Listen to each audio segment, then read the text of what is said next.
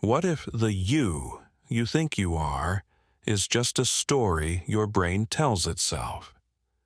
The concept of the self is one of the most fundamental yet elusive ideas in philosophy. From ancient thinkers like Buddha to modern neuroscientists, the nature of the self has been questioned, deconstructed, and reimagined. The self is the foundation of our identity, the anchor that holds together our memories, desires, and experiences. It's the voice in your head that says, "This is me." But what if that voice is just a narrator, spinning a tale to make sense of the chaos? What if the self is not a fixed entity but a fleeting illusion, a byproduct of the brain's attempt to create coherence? This idea is not new. Over 2,500 years ago, the Buddha taught that the self is an illusion, a construct of the mind that leads to suffering.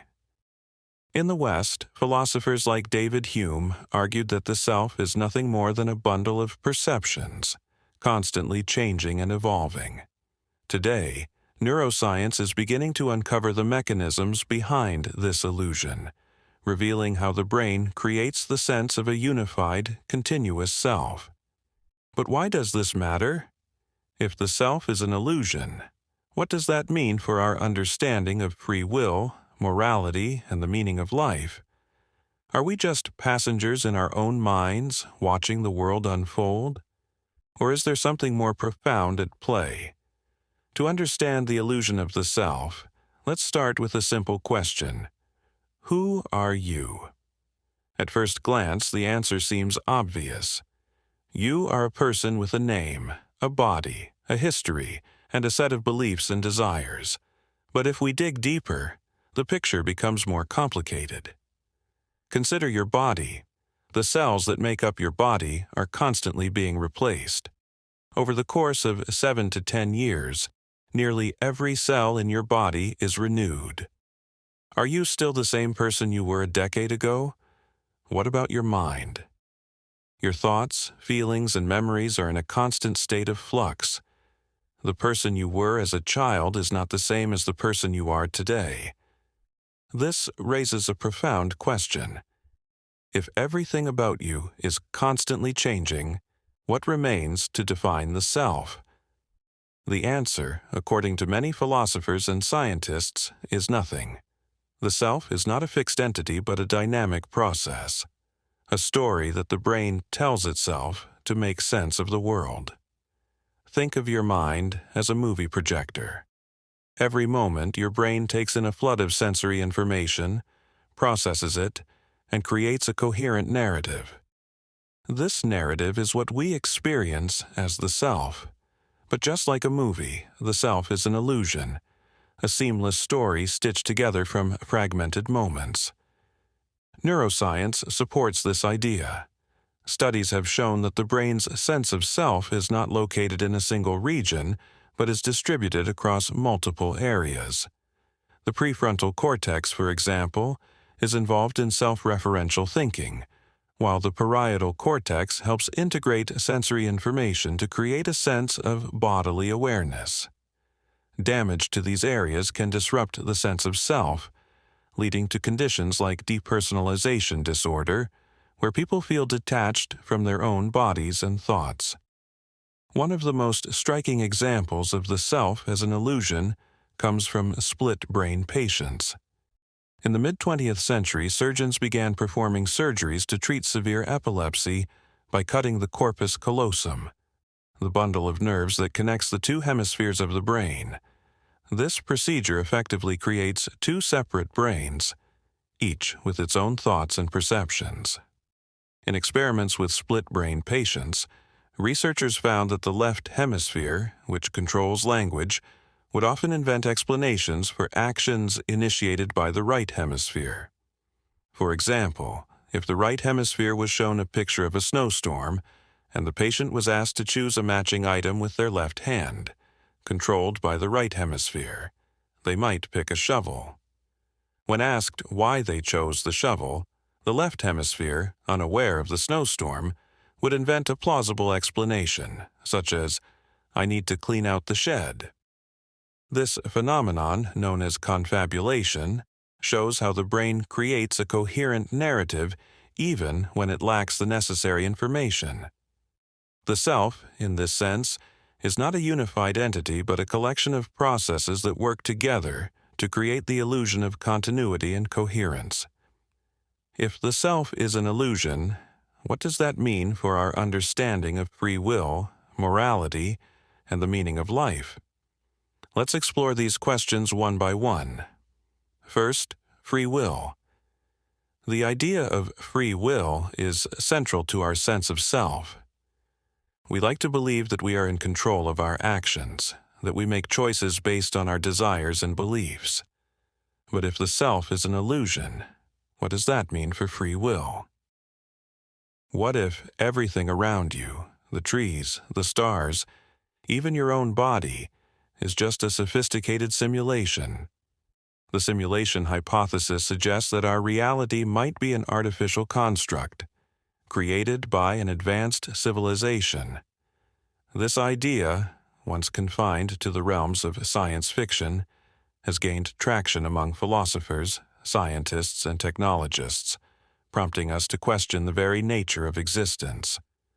The simulation hypothesis is not just a thought experiment. It's a profound challenge to our understanding of reality.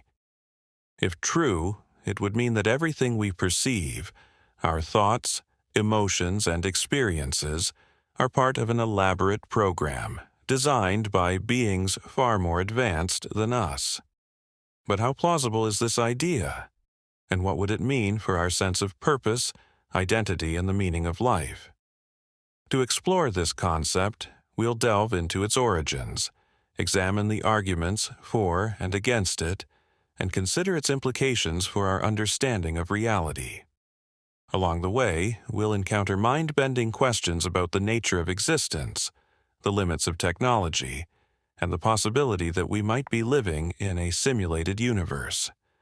The simulation hypothesis is rooted in a simple but profound idea. If a civilization becomes advanced enough, it could create simulations so realistic that the beings within them would believe they are real. This idea was popularized by philosopher Nick Bostrom in his 2003 paper, Are You Living in a Computer Simulation? Bostrom's argument is based on a trilemma, a set of three possibilities, at least one of which must be true. The first possibility is that almost all civilizations at our level of technological development go extinct before becoming capable of creating realistic simulations. This could happen due to nuclear war, environmental collapse, or some other existential threat. The second possibility is that advanced civilizations lose interest in creating simulations of their ancestors. Perhaps they consider it unethical, or they simply have no desire to simulate past eras. The third possibility is that we are almost certainly living in a simulation. If advanced civilizations do not go extinct and do choose to create simulations, then the number of simulated minds would vastly outnumber the number of non-simulated minds. In this scenario, the odds are overwhelmingly high that we are among the simulated. Bostrom's argument is not a proof that we are living in a simulation, but rather a probabilistic assessment. If the first two possibilities are unlikely, then the third becomes highly probable. To understand this better, let's use an analogy. Imagine a video game so realistic that the characters inside it believe they are real. Now, scale that up to an entire universe, complete with its own laws of physics, history, and conscious beings. If such simulations are possible, and if advanced civilizations have the resources and motivation to create them, then it's plausible that there are many more simulated universes than real ones. But how realistic is this scenario? To answer this, we need to consider the technological and philosophical challenges involved in creating such simulations. First, let's consider the technological challenges. Creating a simulation that is indistinguishable from reality would require an unimaginable amount of computational power. Every atom, every particle, every interaction would need to be simulated in real time. This would require a computer far more powerful than anything we can currently imagine. However, some argue that technological progress is exponential, and what seems impossible today might be achievable in the future. For example, if we consider Moore's law, which states that the number of transistors on a microchip doubles approximately every 2 years, it's possible that future civilizations could develop the necessary computational power. Second, let's consider the philosophical challenges. Even if it were possible to create such simulations, would advanced civilizations choose to do so? Some argue that simulating entire universes would be unethical, as it would involve creating conscious beings who might suffer. Others argue that advanced civilizations might have no interest in simulating their ancestors, preferring instead to focus on their own development. Despite these challenges, the simulation hypothesis remains a compelling idea, one that forces us to confront the nature of reality and our place within it. If we are living in a simulation, what does that mean for our sense of purpose, identity, and the meaning of life? Let's explore these questions in detail. First, let's consider the implications for our sense of purpose. If our reality is a simulation, then our lives, our achievements, and our struggles might be nothing more than data points in a vast computational program. This raises profound questions about the meaning of life. If we are merely characters in someone else's story, does our existence have any intrinsic value? Some argue that the simulation hypothesis undermines the meaning of life, reducing it to a mere illusion. Others argue that it doesn't change anything. Even if our reality is a simulation, our experiences, emotions, and relationships are still real to us. In this view, the meaning of life is not diminished by the possibility that we are living in a simulation. Next, let's consider the implications for our sense of identity. If our reality is a simulation, then our sense of self might also be an illusion. Just as the self is a construct of the brain, it might also be a construct of the simulation. This raises questions about the nature of consciousness and free will. Are we truly autonomous beings, or are our thoughts and actions determined by the parameters of the simulation? Some argue that if we are living in a simulation, then free will is an illusion. Our choices might be predetermined by the code of the simulation, leaving us with no real agency. Others argue that even if our reality is a simulation, we still have the capacity for free will. The simulation might provide the framework, but our choices are still our own. Finally, let's consider the implications for our understanding of reality. If we are living in a simulation, then the laws of physics, the nature of time, and the structure of the universe might all be artifacts of the simulation. This raises the possibility that we could one day discover the code of the simulation, allowing us to manipulate reality in ways that are currently unimaginable. Some scientists have even proposed experiments to test the simulation hypothesis. For example, if our universe is a simulation, it might have certain limitations or glitches that we could detect. One proposed experiment involves looking for evidence of pixelation or quantization in the fabric of reality, similar to the way a digital image is made up of pixels. While these experiments are still speculative, they highlight the profound implications of the simulation hypothesis.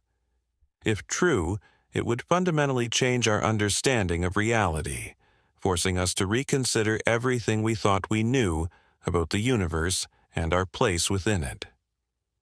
As we ponder the nature of reality, let's explore a paradox that questions whether anything truly exists at all. Solipsism, the idea that you are the only conscious being in existence, challenges the very foundation of reality. What if everything around you, the trees, the stars, even other people, are just figments of your imagination? Let's delve into this mind-bending idea in the next segment. This expanded segment delves deeply into the simulation hypothesis, exploring its origins, arguments, and implications. The tone remains calm and reflective, perfect for a video designed to help viewers fall asleep or unwind. The segment sets the stage for the next exploration of solipsism, maintaining the flow of the script and keeping the viewer engaged. Thank you for watching. Please subscribe and like this video.